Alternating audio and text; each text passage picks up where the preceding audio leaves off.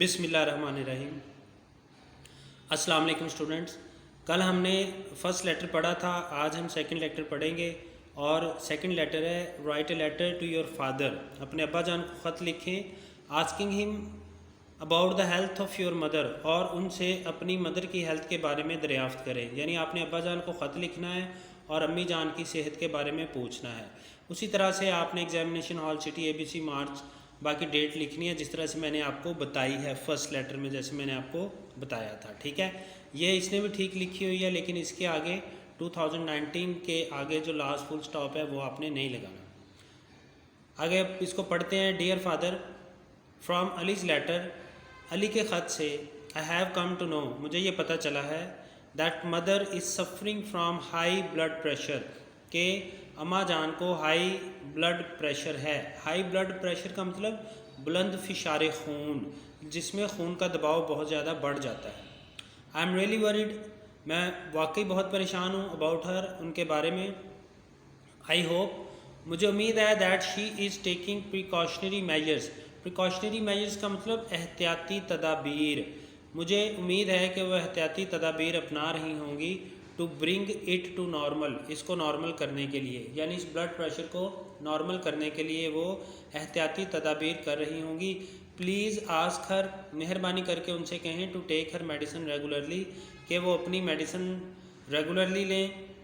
And also informed me, और मुझे इतला करें, अबाउट हर प्रेजेंट कंडीशन, उनकी मौजूदा हालत के बारे में, एज़ अर्ली एज़ पॉसिबल, जितनी जल्दी मुमकिन हो सके, और जितनी जल्दी मुमकिन हो सके मुझे उनकी मौजूदा हालत के बारे में इतला करें। एंशियसली वेटिंग, बेचैनी से इंतज़ार कर रहा हूँ, फॉर योर रिप्लाई, आपके जवाब का।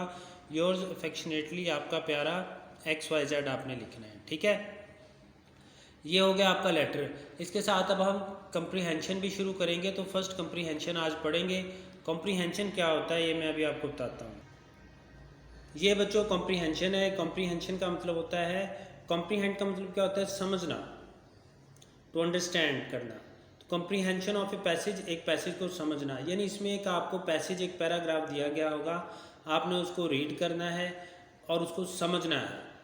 फिर उसके नीचे क्वेश्चन दिए होंगे, शॉर्ट क्वेश्चन, जो कि उसी पैराग्राफ में से होंगे, आपने उनको आंसर करना है। जैसे चैप्टर के अंदर से सवाल पूछे जाते हैं एंड पे, इसी तरह से इन पैराग्राफ के एंड पर भी सवाल पूछे जाएंगे आपसे, आपने उनको आंसर करना है। ठीक है, और उन क्वेश्चंस को तभी आप आंसर कर सकते हो जब आप उसको अच्छी तरह से समझ पाओगे, जब आप उसको अच्छी तरह से कॉम्प्रीहेंड कर पाओगे। ठीक है जी, तो ये आपके 25 है total paragraph.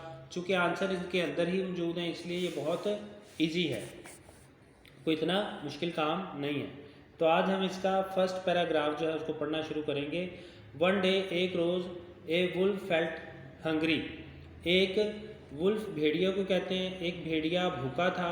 He wandered here and there, वो इधर इधर, वॉन्डर्ड भटकता रहा, इन सर्च ऑफ फूड, खुराक की तलाश में, बट लेकिन, could not find anything to eat, उसे खाने के लिए कुछ ना मिला। वो खाने की तलाश में इधर उधर भटकता रहा, घूमता रहा, लेकिन उसे खाने को कुछ ना मिला। एट लास्ट, आखिरकार, ही सा, उसने देखा, ए फ्लोक ऑफ शीप, फ्लोक का मतलब होता है रेवड़, हर्ड, HERD, हर्ड इसको कहते हैं।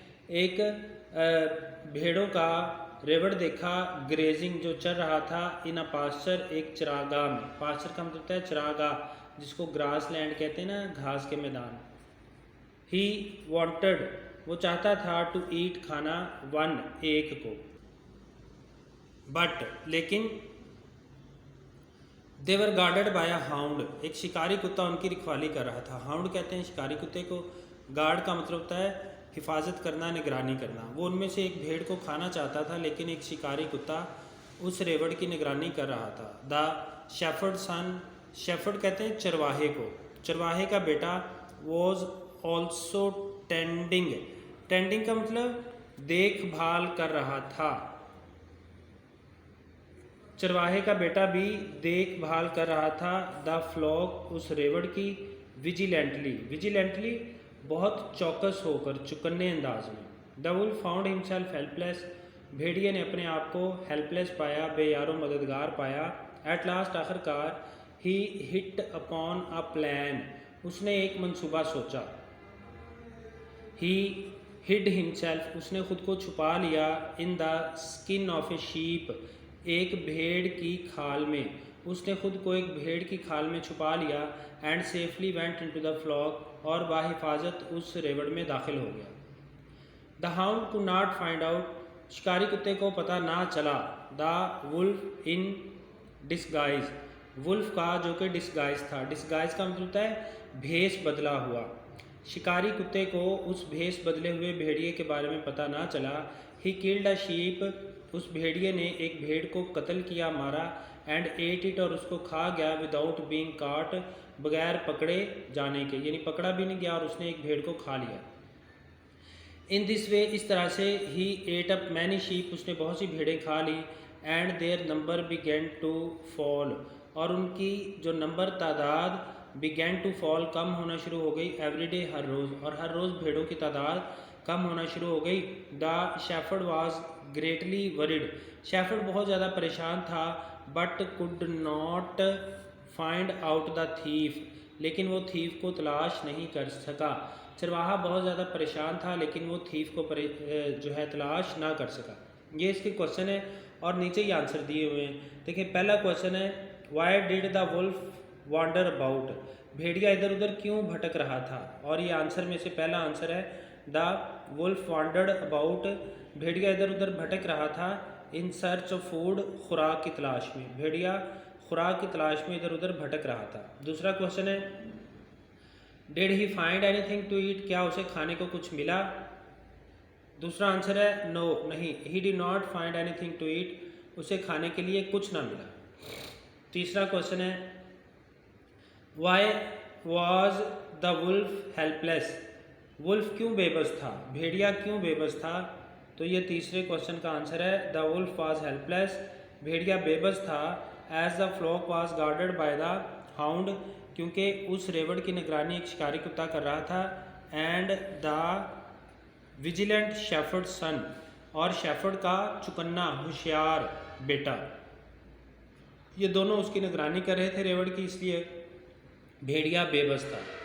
चौथा क्वेश्चन है, how did he get into the flock, वो फ्लॉक के अंदर, रेवड़ के अंदर कैसे दाखिल हुआ। तो क्वेश्चन 4 का आंसर है, he put on the skin of a sheep, उसने एक भेड़ की स्किन पहनी। And went into the flock, और फ्लॉक में दाखिल हो गया। अनचेक्ड, और किसी ने उसे चेक ना किया, किसी ने उसको नहीं रोका।